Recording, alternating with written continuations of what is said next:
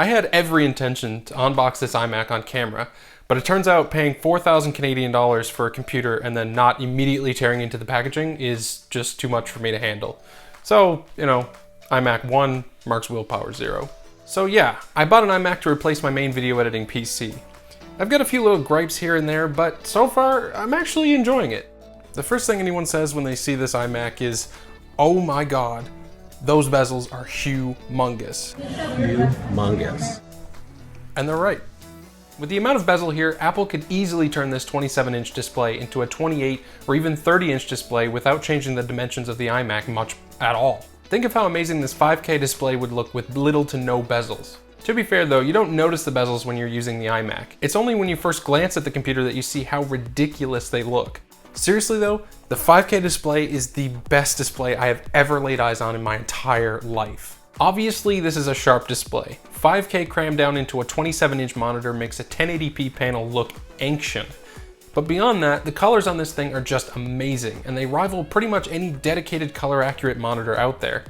It supports the P3 color gamut for video editing, Adobe RGB, Rec 709, Rec 2020, sRGB, and a whole bunch of other color profiles for whatever your needs are. As a video editor, it's a dream come true, and for me, it's one of the main selling points of the iMac. As for the rest of the iMac, it should be rather familiar to you if you've ever seen an iMac in the past 7 years, because Apple hasn't changed the design since 2012, save for removing the Thunderbolt 2 port and changing them into Thunderbolt 3 ports. Port selection is rather decent for an Apple product. You've got a headphone jack, an SD card reader, 4 USB 3.0 ports, 2 Thunderbolt 3 ports, and gigabit Ethernet. 10 gigabit Ethernet is missing here, which is odd given that they've put it on the Mac Mini and the iMac Pro, but I suspect it's so that they can differentiate the base model iMac Pro from this i9 iMac a little more because their performance are actually crazy similar. Same downward firing speakers in this iMac as well, which, you know, it's not a bad thing. They're very loud and are among some of the best all-in-one speakers I've ever heard, even if they won't be replacing a set of dedicated speakers anytime soon.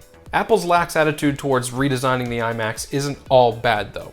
There's still that beautiful RAM door in the back so that you can swap in your own RAM up to 128 gigabytes of DDR4 2666.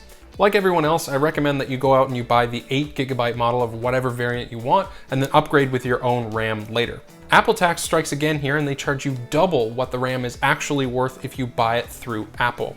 If you're interested in doing it that way, and I seriously recommend that you do because it takes 3 minutes and it doesn't void your AppleCare warranty or anything, I'll leave links in the description down below to where you can find some compatible RAM sticks so that you can do it yourself.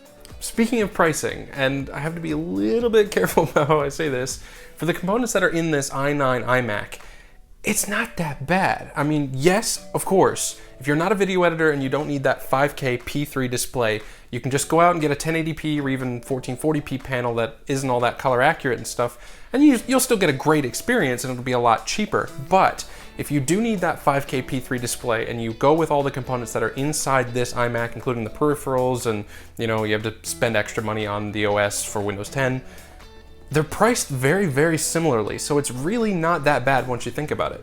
One other thing that came out of this purchase that I did not expect to like is the Apple Magic Trackpad 2. I mean, the keyboard is whatever, but I seriously love this thing.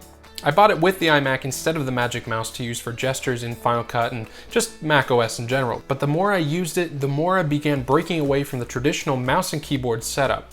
I just find it more comfortable, and while I'm certainly a little quicker with the mouse, if I'm not on a time crunch, I use the Magic Trackpad more often than not. Performance is insanely fast. I have the Core i9 9900KF model, as well as the 512GB SSD instead of the Fusion drive. You seriously should opt for an SSD instead of a Fusion drive. Fusion drives are so slow in 2019. But I also have the Radeon Pro 580X here.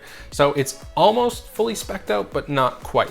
I won't get into any numbers in this video because I really only just got the iMac and I want to do some more in-depth benchmarking before I share them with you guys. So that's coming up in a video very soon, so hit that subscribe button and hit the bell so that you're notified when that video comes out. So to say that I'm enjoying the new 2019 iMac is a bit of an understatement.